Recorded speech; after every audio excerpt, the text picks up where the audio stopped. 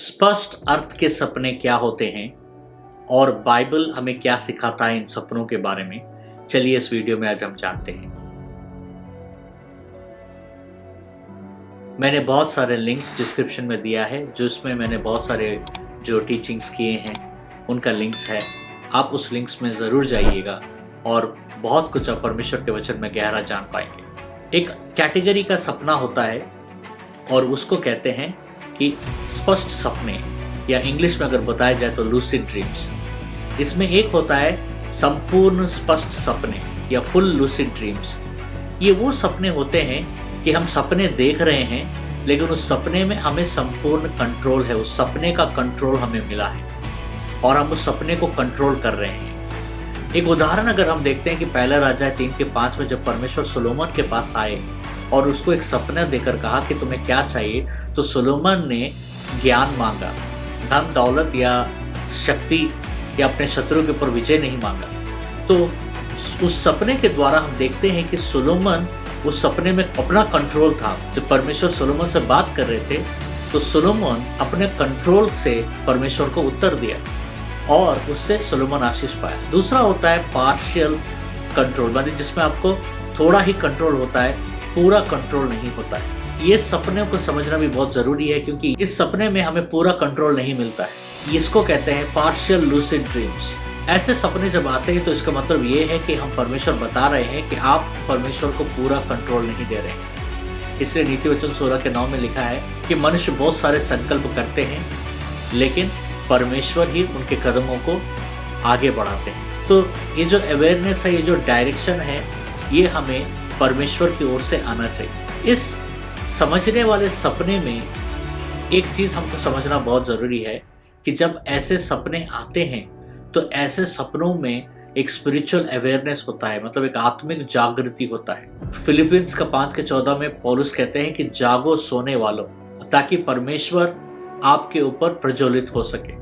ये जो जागना है जो पौलुस कह रहे हैं, ये जागने के बारे में हो रहा है कि हम सपने देखें, उसका अर्थ हमें समझ में आ गया, ये नहीं, इससे खुश नहीं होना है, बल्कि उस सपनों को लेकर हमें दौड़ना है। उस सपनों को पूरा करने के लिए जागो। पौलुस कह रहे हैं जागो, ताकि उस सपना जो परमेश्वर ने तुम्हें दिया है, तुम्हें सपना समझ में आ गया है, अभी उस सपना जो समझ में आ गया उस सपने को पूरा करना है। कोई भी सपना जब आपको आता है, विशेष तरीके से वो सपने जो आपको समझ में आते हैं, आपको सपना समझ में आ गया है लेकिन फिर भी आपको परमेश्वर का अगुवाई का जरूरत है। जब हम मत्ती के सुसमाचार में देखते हैं तो यूसुफ सोचता है कि वो मरियम को तलाक दे दे चुपके से, और वे सोच ही रहा था, परमेश्वर आकर से सपने में कहते हैं कि तुम इसे तलाक नहीं दोगे। तो एक चीज हम उस सपने में समझते हैं कि परमेश्वर आकर हमारा मार्गदर्शन करते हैं, चाहे देवदूतों के द्वारा, चाहे किसी व्यक्ति के द्वारा सपने में आकर, या परमेश्वर स्वयं अपने आवाज से या अपनी उपस्थिति से आकर परमेश्वर हमें अगुवाई देते हैं। सपने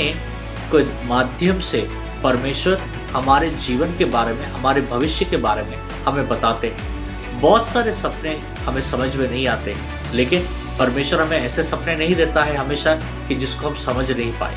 अगर एक सपना आपको आया है या आ रहा है तो ज़रूर उसका अर्थ वहीं कहीं है। इसके लिए आपको परमेश्वर से प्रार्थना करना है और पूछना है। और एक सबसे ज़रूरी चीज़, कोई भी सपने को हल्के में मत लीजिएगा। सपना के द्वारा परमेश्वर कईयों के जीवनों को बदलता है। इसलिए हर सपने को एक किताब में लिखिए और हर सपने को एक डेट लिखिए, टाइम लिखिए और उस सपने को किताब में लिखिए।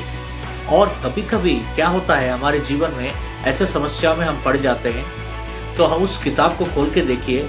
बहुत बार क्या होता है, परमेश्वर ने इस परिस्थिति से बाहर निकलने के बारे में पहले ही सपना आपको कुछ साल पहले दे दिया है, और ये आपको एक सुझाव की तरह होता है।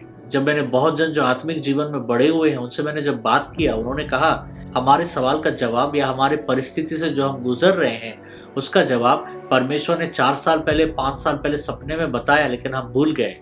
अच्छा हुआ हमने उस सपने को लिखा, और जब हम वापस गए उस सपनों को देखने तो उसमें लिखा था कि जब तुम्हारे जीवन में ऐसा परिस्थिति आए तो तुम्हें क्या करना है। तो इसीलिए हर वो सपना जो समझ में आ रहा है, हर वो सपना जो समझ में नहीं आ रहा है, उन सबों को लिखिए, क्योंकि उसके द्वारा परमेश्वर आपसे बात कर रहे हैं।